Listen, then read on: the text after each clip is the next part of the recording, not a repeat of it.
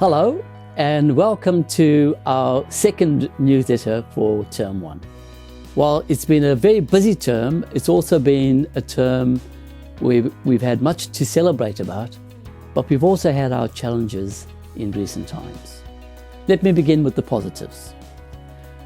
Our open day. What a great success our open day was. Can you believe that we were fully booked out in both the primary and secondary open days?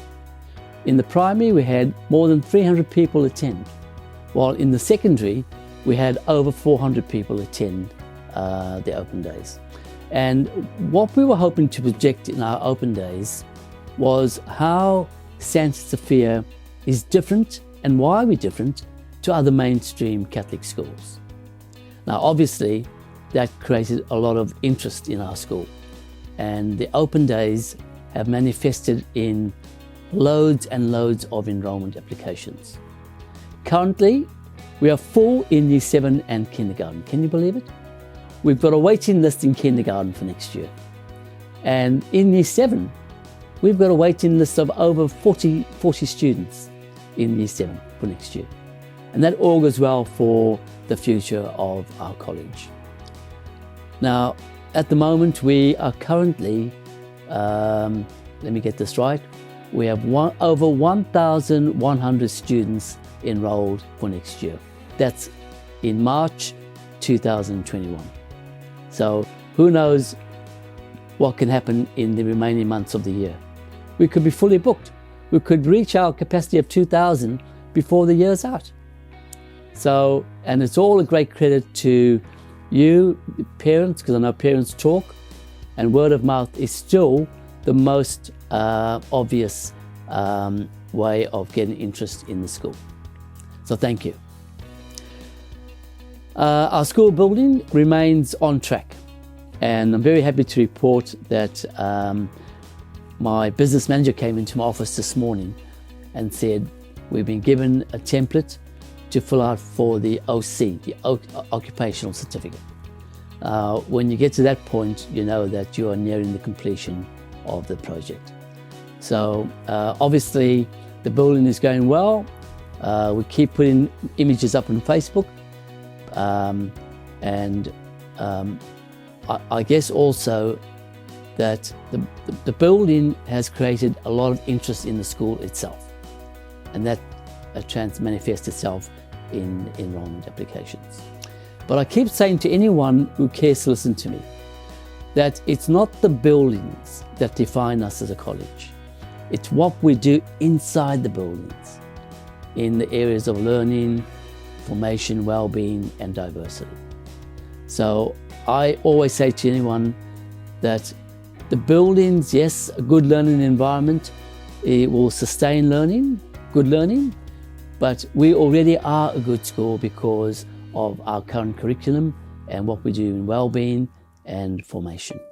Now, most recently, last week I think it was, or was it 2 weeks ago, we celebrated Harmony Week, and we had a multicultural day.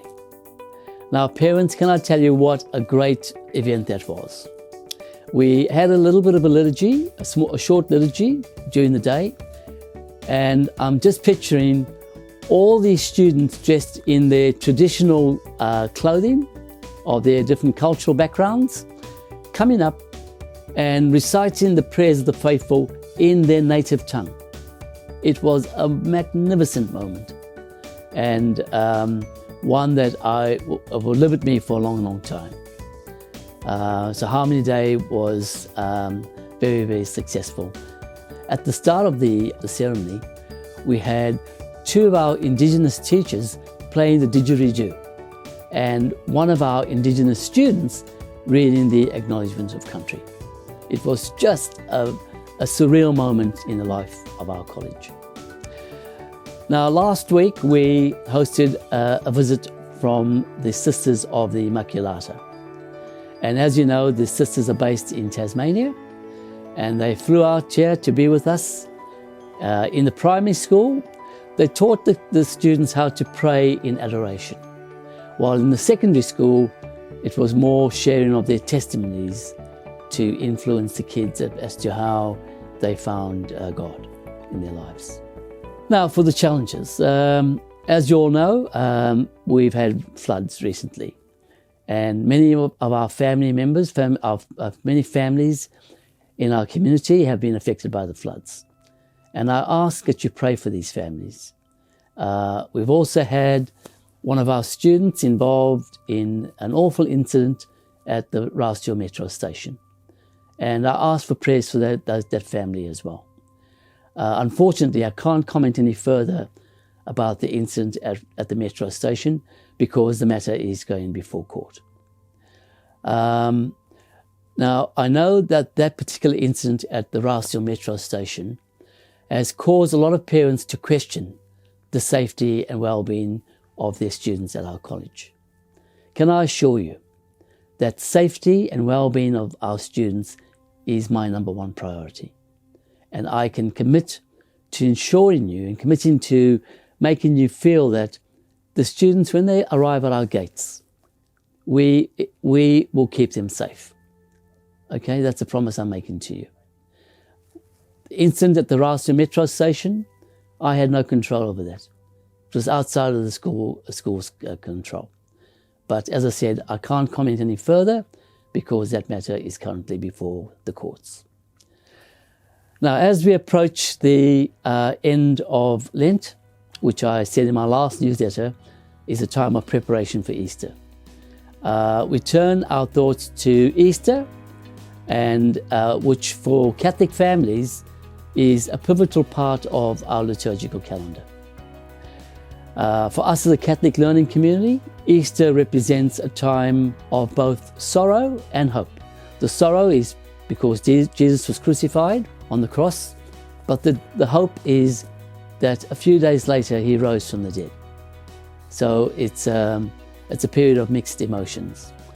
But without Easter, without the resurrection of Christ, I believe that we would face a period of darkness rather than a period of a promise of eternal life. So Easter represents for me hope in the future and hope in that with Jesus' resurrection, we too can be promised eternal life. So Easter, again, as I said, is a time of celebration, and I would like you to enjoy all the activities surrounding Easter, Holy Week especially. And I wish you all a very, very happy Easter. And also for the students, I think it's been a long term, and I wish you a happy 2 weeks of holidays. Obviously, during the holidays, we continue to work, and that is what I do. We'll have people on staff who don't have holidays because they work right through. Yeah. So that's it for me, and goodbye for now, and until next time, God bless.